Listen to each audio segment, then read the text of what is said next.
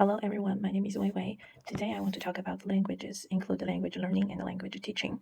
So, what is a language? When we're talking about language, we all think of some language symbols, such as English letters, Chinese characters, and gestures, which are used to identify or record people's thoughts. We also think about different communication languages around the world, including vocabulary and different grammar rules. Of course, different language also represents the cultures of different countries and nations. These are all forms of language. In my opinion, language is just a tool used by people. First of all, the most basic and important usage of this tool is to help people communicate and survive in different environments. Language is also a recording tool. No matter any language, symbols or gesture can record people's thoughts and culture in the form of writing or images, and can be passed down from generation to generation. Of course, language is also a learning tool. Written symbols, oral expressions, gestures all help us explore what we are curious about. We can use language to understand any subject: physics, chemistry, biology, society, arts. People can use language tools to explore the unknown, to develop and innovate. Since it is a learning tool, we need to think about what language learning is actually learn about. Generally speaking, language learning, including develop language informationally, or learning language in a specific context for a specific purpose. Experts also call these two methods language learning and language acquisition. The first time I heard of these two terms was through this book, The Best English Learning Planner for Children. The author of this book is a Chinese editor of a very famous publishing house in China. She also edited many teaching materials for Chinese people to learn English and insists on using these methods of English acquisition in the process of training her own son. Her name is Gai Zhaoquan. This book has also influenced the English learning of countless Chinese families.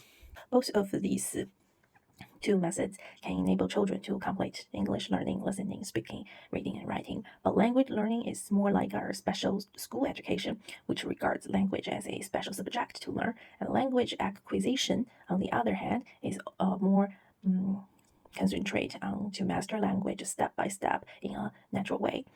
Therefore, language acquisition needs to follow the law of human growth and infiltrate language into all aspects of life, just like learning mother tongue. In my opinion, language acquisition is more difficult to rely only on the school.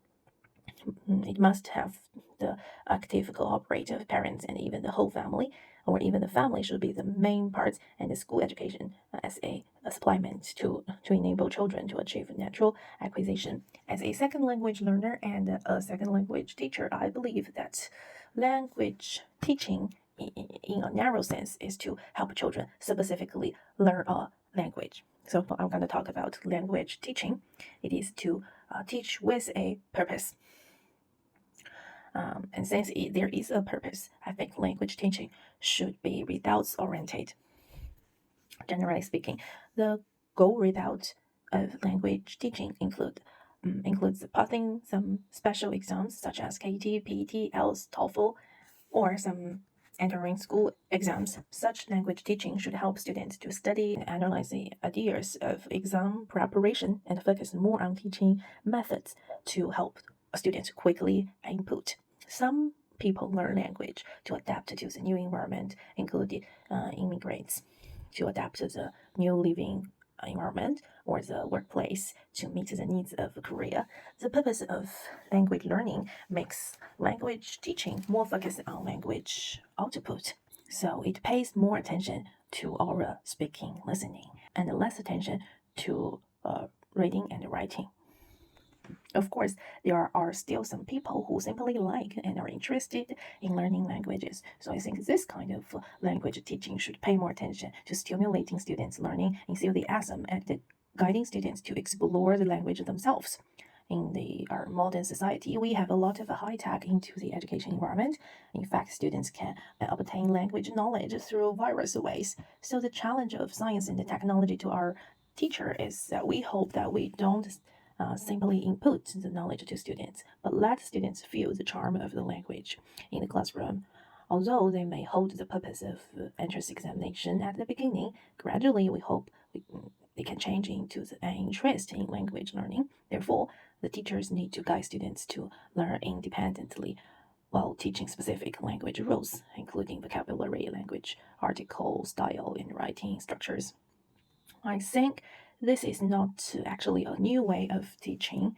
In fact, in the ancient China, there is a famous educator called Han Yu said a teacher is to propagate the doctrine, impart professional knowledge, and resolve doubts. What is propagate the doctrine? It's like to convey to students the cultural and the society behind the language, to help students build the logical thinking of the language, and to motivate, inspire students in terms of emotions, attitudes, and values. And impart professional knowledge is like our traditional teaching ways. Six teachers as the main body to teach students basic language knowledge. And that's just the second step of teaching. The third step should be resolve the doubts. So teachers should guide students to think independently, ask questions, and help students sort out and find solutions to problems. Therefore, no matter teaching language or teaching any content, teachers and education methods have always been gradually in depth. In fact, this sentence also similar like Bloom's taxonomy, and the process of education is gradually transitive from the lower order ability to the higher order ability. So these are my thoughts on the language, and these are my reference materials. Thanks.